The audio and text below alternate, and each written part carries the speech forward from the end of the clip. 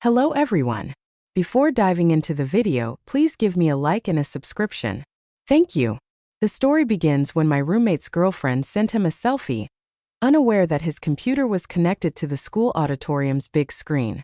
The entire audience watched the photo together. My classmates said they'd help me perform the revenge play. Well, that night during the cultural performance, I was responsible for playing the music, but the computer suddenly broke down at a critical moment.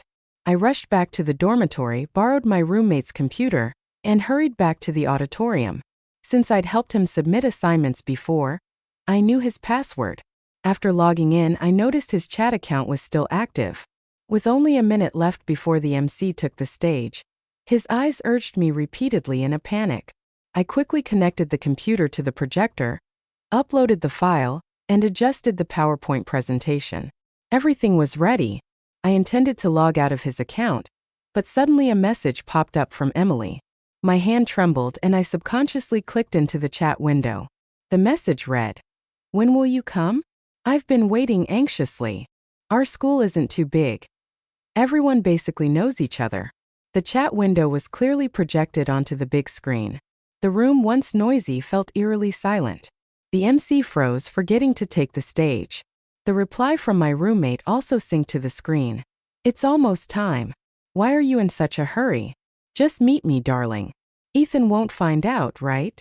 The entire auditorium turned to look at me with sympathetic eyes. Almost everyone realized I was the unlucky Ethan. Then another notification sounded. Emily sent a photo. In it, she seemed to have just showered, her hair still damp as she posed in front of a mirror asking, "Do you like me like this?" Every detail was projected onto the big screen. The auditorium erupted.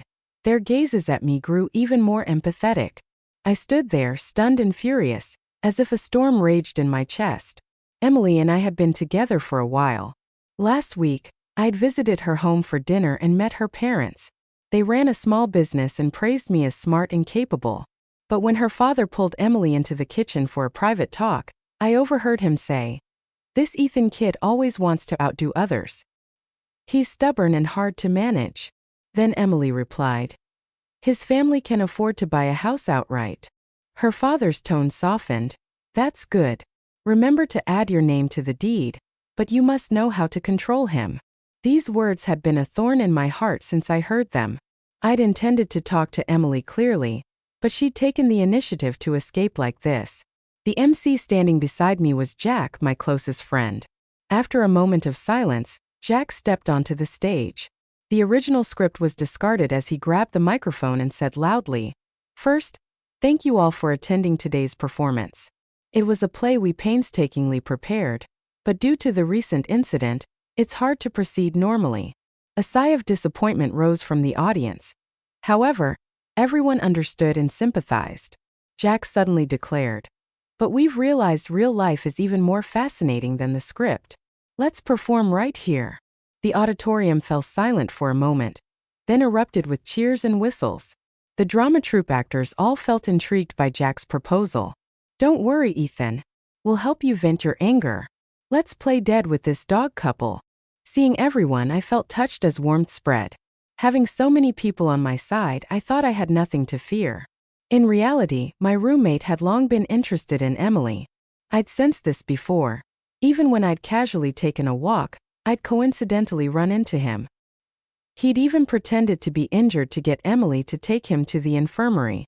At the time, Emily was indifferent toward him, clearly uninterested, but now she had become obsessed with pursuing him. It was strange.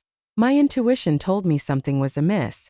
I shared this thought with Jack, who'd become the director of this grand play. He immediately assigned roles to 3 spies, Emily's roommates. They visited her, gathered intel, and quickly found results. They discovered that the autumn recruitment was about to start, but Emily hadn't prepared any resumes. 2 roommates mocked her, saying, "Maya, Emily used to have her boyfriend do all her assignments. She doesn't know anything. Now she can't even write a resume, so she can't get a job." The 3rd roommate, blushing, made Emily so angry she nearly died. She agreed to go drinking. After a few rounds drunk, Emily smugly told the 3rd roommate, "Do you know who David is? He's the son of the CEO of Green Company." This information was quickly relayed to me and Jack. We looked at each other in silence for a long time. Jack slapped my shoulder. Ethan, I've told you so many times modesty is good, but too much isn't. Look at David. He not only wants to steal your girlfriend, but also pretends to be you to enjoy the perks. Jack grabbed his phone and began planning. I quietly stopped him, whispering, "Let David play his young master act. We'll perform a play with him so he can enjoy it fully." Jack was stunned, then grinned fiercely. "All right, Ethan. You're still the master." David studied for 4 years in college unnoticed, but recently became famous. Female students reserve seats in the lecture hall just to sit next to him, chat during breaks, or message him to watch movies. If he agrees, they buy tickets in advance. Sometimes he receives small gifts like flowers, breakfast, or snacks, all anonymous. David started getting arrogant, returning to the dorm with a pile of snacks, acting like he didn't know who sent them. "Oh, it's so annoying. If I eat them all, I'll get fat," a roommate would say. "Share with us. If we get fat, we'll be fat together." David would shake his head. "These are the girls' hearts. If I give them to others, they'll be sad." I'd silently roll my eyes at his pretentiousness. When Emily pursued me, she'd also bought fruits and sweets. Back then, David would always say, "If there's any, let's share," and take a large portion. Why didn't he consider others' feelings then? Maybe David sensed my coldness. He deliberately provoked. "Kai is coming.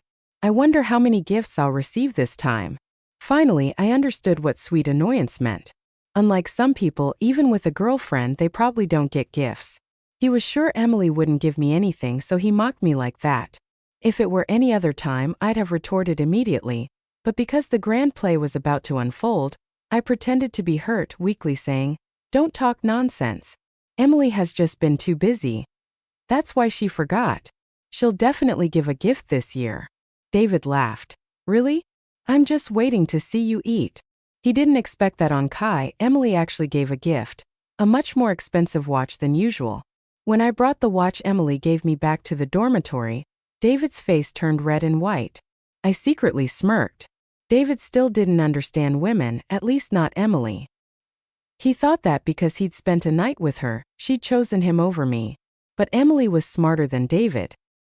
He thought that even though I was the son of the CEO of Green Company, I hadn't truly helped her yet, while I, as her fiancé, was a wealthy local young master who'd promised to buy a house outright. She didn't need to give me up yet, and since she'd done something shady, she felt a bit guilty. So even though she'd never bought me a gift before, this year she'd definitely remember. Normally, I didn't like to flaunt my relationship, but for the play's effect, I immediately stroked the watch, acting like the happiest man alive, and told my roommates I only mentioned this watch in passing and Emily remembered. She ran to every store to buy it. My roommates acted just as well as me, all showing admiration. "Wow, this watch is this year's limited Chishi edition. It's not cheap, but our Ethan deserves such valuable gifts." The villain in the play spoke up, sneering at David. Unlike some people who just give a few packs of snacks or fruity candy, David collapsed completely.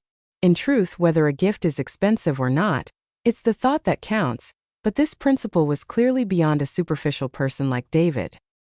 He was deeply hurt and almost stormed out. My roommate and I glanced at each other, then discarded the watch Emily gave me, opened our phones and messaged Jack. "David is leaving. According to my understanding of him, he'll definitely go find Emily immediately." Jack replied almost instantly in the drama troupe's group chat. "Received." Director Jack quickly sent a notice. "Anyone near Emily, follow closely." Soon, Emily's group sent the first update. "Emily is in class. David keeps calling, forcing her to leave the classroom and sneak out the back door." They went together to the small forest behind the teaching building. The first thing David said was, "Break up with Ethan." Emily seemed reluctant. "Darling, didn't I already say this needs more time?" Hearing this too many times, David lost patience and interrupted. "I can't wait any longer. Tomorrow." Emily was unhappy. "David, you're being too pushy." She frowned, annoyed. Although David didn't hear it, he'd been jealous of me for a long time. Just when he had a chance to crush me, he was defeated by Emily's cheesy gift. This made him swallow his pride.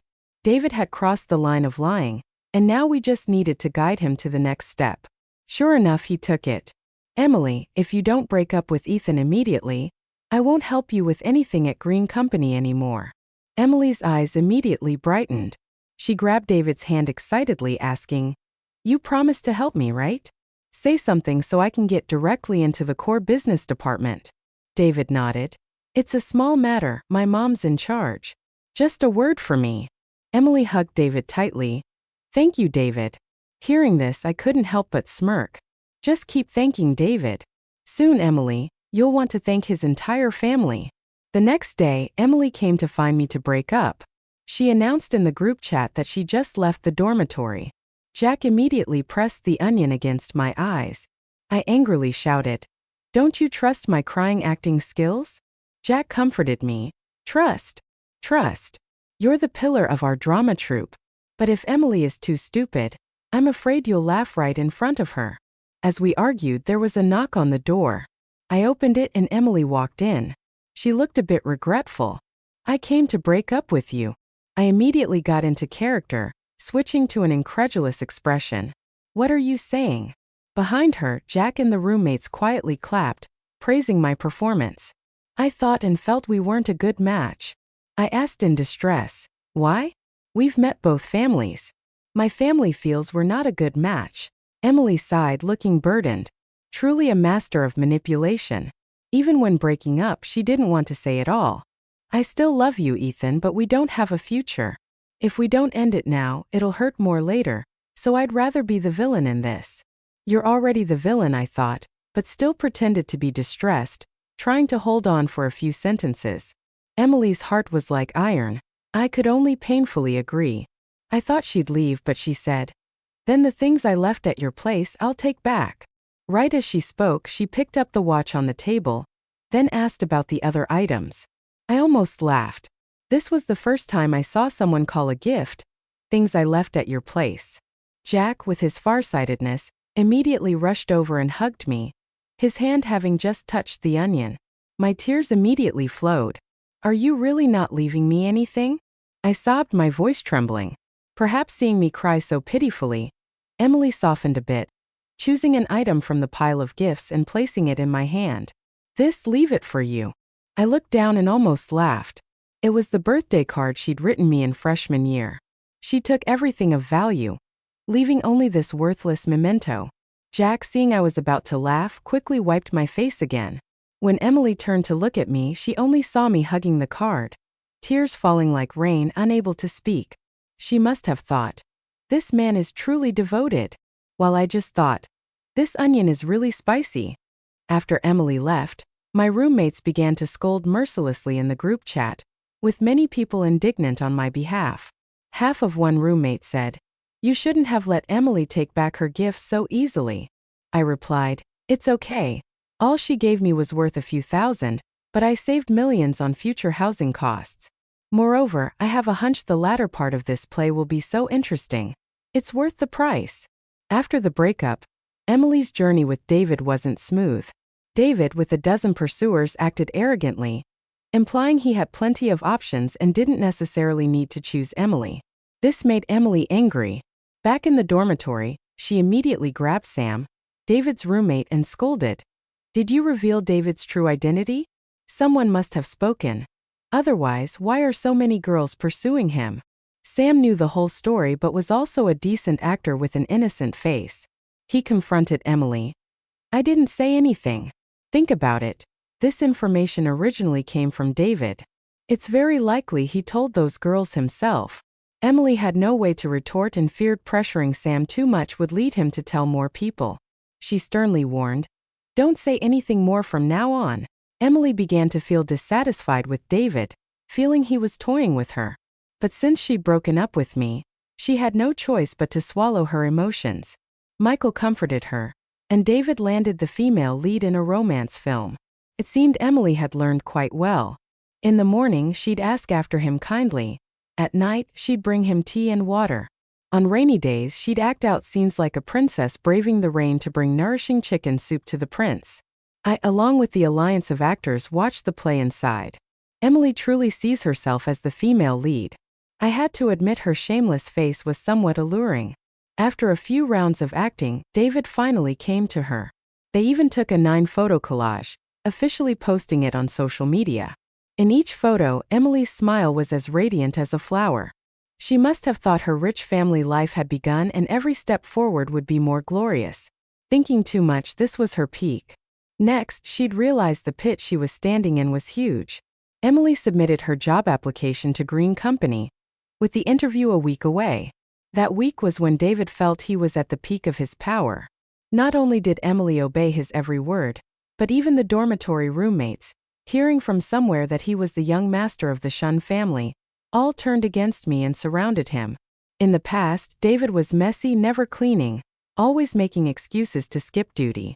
As the dormitory head, I was strict about this, but now, seeing piles of packages and food bags from David, the head didn't get angry at all, even kindly saying, "David is a young master. How could he do such trivial chores like cleaning? Just leave it." In the past, David didn't focus on studies, didn't do assignments, and planned to cheat with the study overlord Eric during finals. Eric despised him, not bothering to glance at him, his contempt clear. But now, Eric seemed like a different person, humbling himself to say to David, "We country bumpkins only know how to study. In the future, we'll probably just work for you." In the group chat, Eric was scolded by the head for overacting his lines, sounding like sarcasm. In the past, David acted weak and Sam, being an athlete, didn't understand, even stubbornly saying, "Men should train their bodies, not follow trends and become sickly chickens." But now Sam praised David, saying he looked like a wealthy young master, fair and slender, which attracted girls. David was still David, all his flaws unchanged, but because of his mother, he made everyone around him change their attitudes, pampering him in the palm of their hands. This shortcut was too easy, making people lose their way.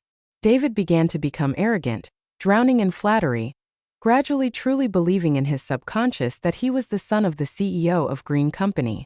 This delusion also affected how he treated Emily. When Emily asked if the interview would be fine, David boastfully declared, "The company is my mom's. Just say you're my girlfriend. Who would dare not accept you?" Hearing this, Emily happily kissed David a few times. Finally, the interview day arrived. Jack and I arrived early, sitting in the security monitoring room watching the cameras. Jack held his phone, aiming at the screen, saying he'd live stream it for everyone in the group. Emily held her resume, walked in with her head high to the reception desk. As she was registering, a group of people walked out from the hallway, led by CEO Catherine, preparing to leave for a meeting. I'd never brought Emily to meet my parents, so Mom had no idea who she was. But Emily had seen CEO Catherine's photo on the company's internal network. She seemed to think she'd finally met David's mom, so confidently approached and greeted, "Hello, ma'am." Emily's voice was so loud that everyone around turned to look. The more people watched, the more excited she became. Just as the HR person in charge of the interview walked out, Emily wanted to show off her connections in the company, so she familiarly asked, "How have you been, ma'am? Let's have dinner together next week, shall we?" CEO Catherine looked at Emily but said nothing. Emily thought my mom was silent because she was busy with the meeting, so she immediately acted understanding. "You're busy with work. First, we can talk later."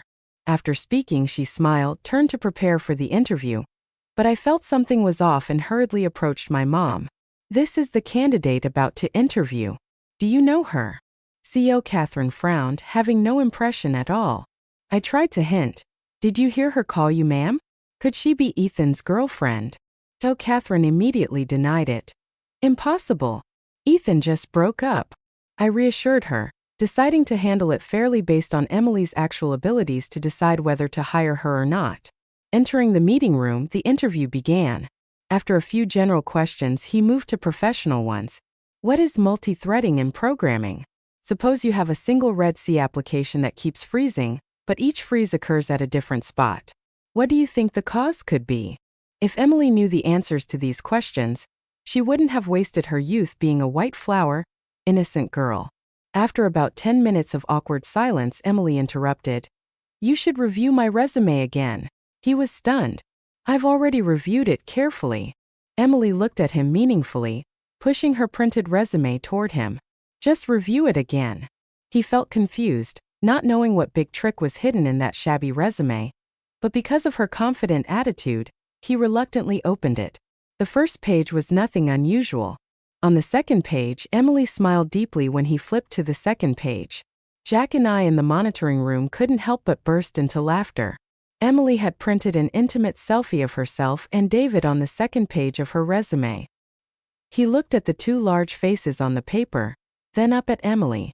She responded with a confident smile. Now do you understand? He felt he'd never encountered such a bizarre situation in his career. He was silent for 2 minutes, finally maintaining professionalism, saying, I think we can end our interview here. He just wanted to quickly get rid of this crazy person.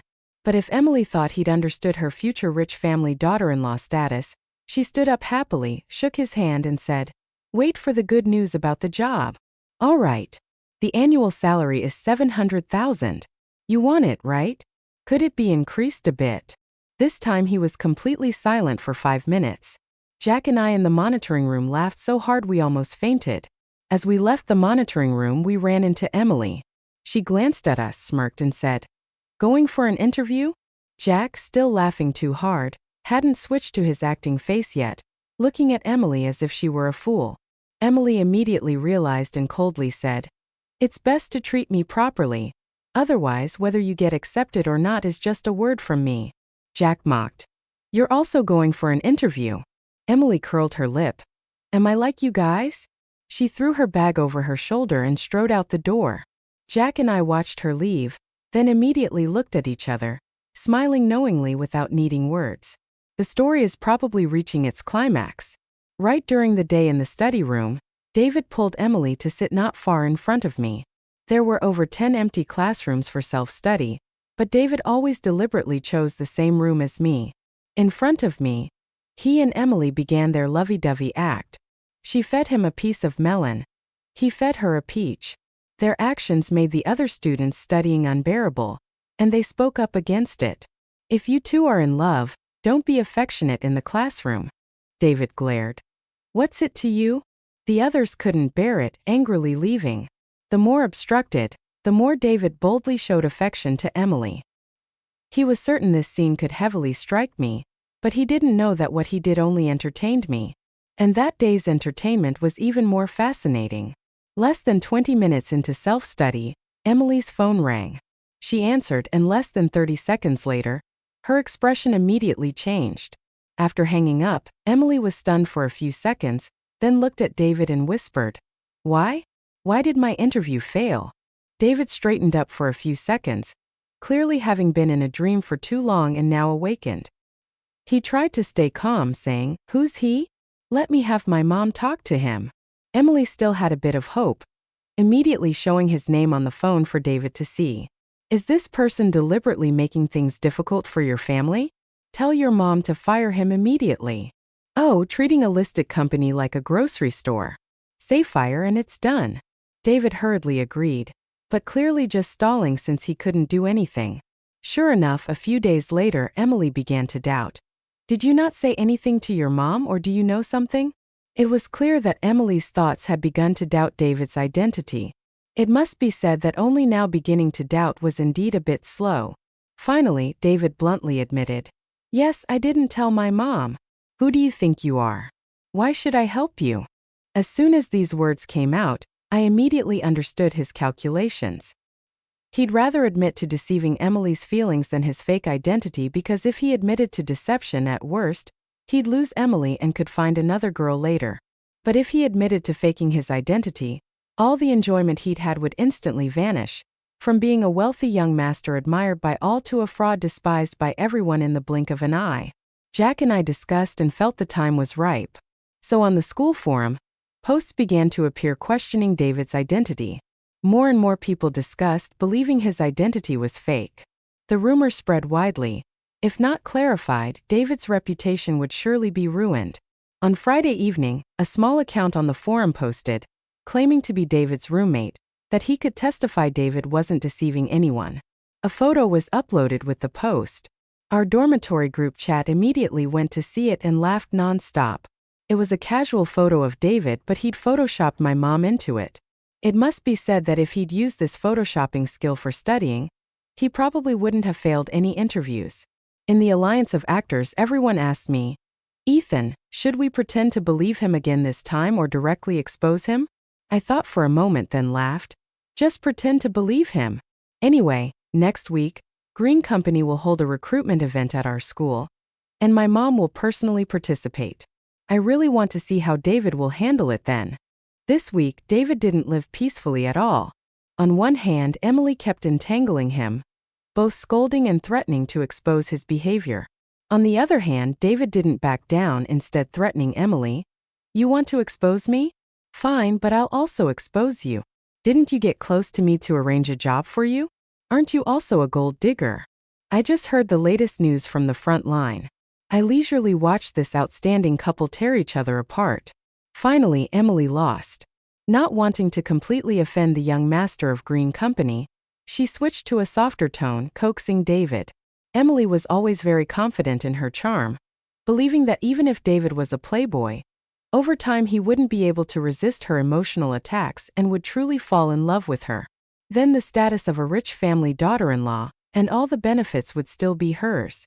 Emily's change of tactics sent an extremely favorable signal to David. As long as he maintained his young master of the Shun family identity, he could forever act arrogantly and capriciously. Now, within the campus, he'd already enjoyed this reputation. Once in society, flattering the high and trampling the low, wouldn't he be even more proud? On the day of Green Company's recruitment, David dressed handsomely, even hiring a photographer. When my mom, CEO Catherine, entered the auditorium, David immediately quietly followed, signaling the photographer to take quick shots. His intention was clear. With just a few photos with my mom, he could easily make others believe he was truly the young master of the Shun family. But he didn't expect that after just a few steps, my mom immediately noticed his presence. She turned her head and looked at David, asking, "Who are you?" Her question rang out clearly audible to everyone around. I watched David's face turn beet red in an instant. He thought that in such a crowded event, with many students following my mom, standing a bit closer wouldn't draw her attention. But my mom was straightforward, leaving no face. "I thought you were some social troublemaker." I was terrified. The responsible teacher hurriedly explained, "This is a student from our department." My mom sighed in relief, patting her chest. "Oh, that's good. I was worried some unclear element had slipped in." She even turned to apologize to him. "I'm really sorry, young man." But to David, every word from my mom was like a knife stabbing his fake identity. The surrounding chatter grew louder. David felt like he'd fallen into an ice cellar, turning and leaving the auditorium. As soon as he reached the small forest area, he was pushed down by Emily. "You've been lying to me from the start." That night, Emily wrote a long post on social media, vividly and detailedly describing how David had disguised himself as the young master of the Shun family to exploit others' kindness. Of course, she didn't forget to mention how she'd been deceived, because she trusted his rich family status too much. David wanted to counterattack, trying to confront Emily online, but since she held the initiative, all his words were seen as forced reactions. After being exposed, netizens, not understanding the full story, all thought he was the one being unmasked and now biting back. I watched David being scolded by netizens to tears, then looked at Emily's hypocritical face, only sighing inwardly. Weak strength truly requires me to take action to clean up this mess. I sent Emily a message. "Free tonight? Meet up for a chat."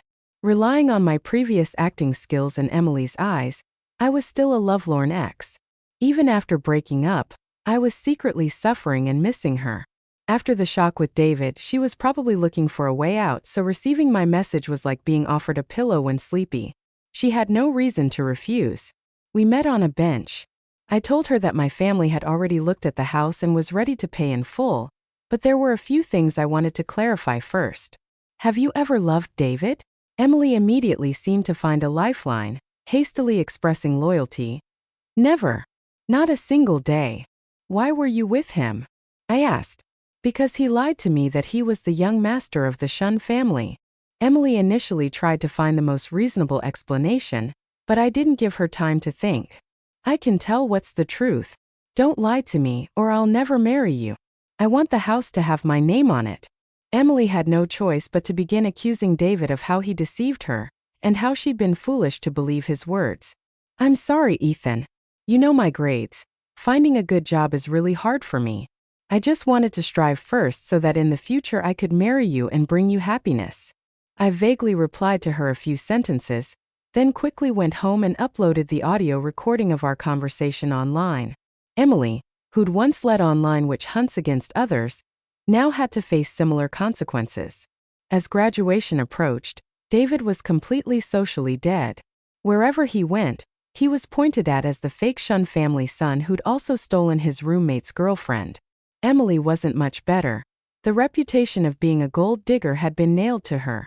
The entire Blue family hated me to the bone. Her father cried and blamed himself for saying that guy was too strong and hard to control, and indeed he'd harmed his daughter. Even her father brought 2 people to my dormitory, intending to splash paint on my door, but they were caught on the spot by passing students and reported to the police for damaging public property. Her father received a combo of detention and fines. Emily hated me so much she gnashed her teeth. On the last day before graduation, she came to me but was immediately blocked by classmates to prevent her from suddenly causing injury. Furious, Emily shouted, "Why? Why does everyone side with him?" She turned to a nearby female student and demanded, "What benefits did he give you?" The female student was silent for 2 seconds, then replied, "Because I'm a person with normal morals." All the classmates looked at me. I just nodded and smiled. This was the final climax. Everyone took out their phones to show Emily a photo, the selfie she'd sent to David. Seeing it, Emily froze. "Did you all spy on my phone?" I gently replied, "No, but we saw David's computer that day when I was performing the play. When my computer broke down, I went back to the dormitory, and only David's computer was on the desk. It was my mistake and I apologize." Emily trembled all over. "So you knew everything from the start? You deliberately treated me like a joke."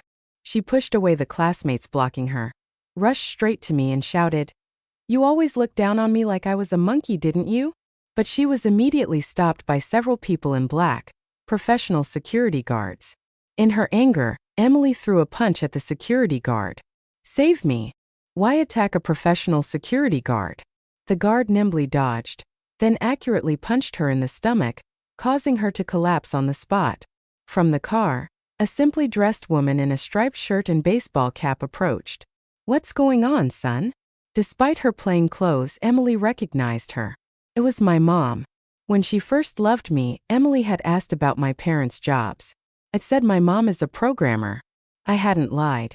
My mom was indeed a programmer, but she'd co-founded the company with colleagues, spending over 10 years taking it public. That was her achievement, not mine. Emily lay on the ground in pain, looking at me furiously. "Why didn't you tell me?" I calmly replied, "What was there to tell? I, Ethan, am not the Shun family's son, but I'm still a top 10 student in my major, the pillar of the drama troupe, and someone friends always trust and help. That's enough. I'll hold hands with my mom and step into the simple black car, then quietly leave. If she ever meets me again, I'll still say I'm just Ethan, someone who treats sincerely those who are sincere and never spares those who deceive. I hope she'll love the real me. If not, I won't force it."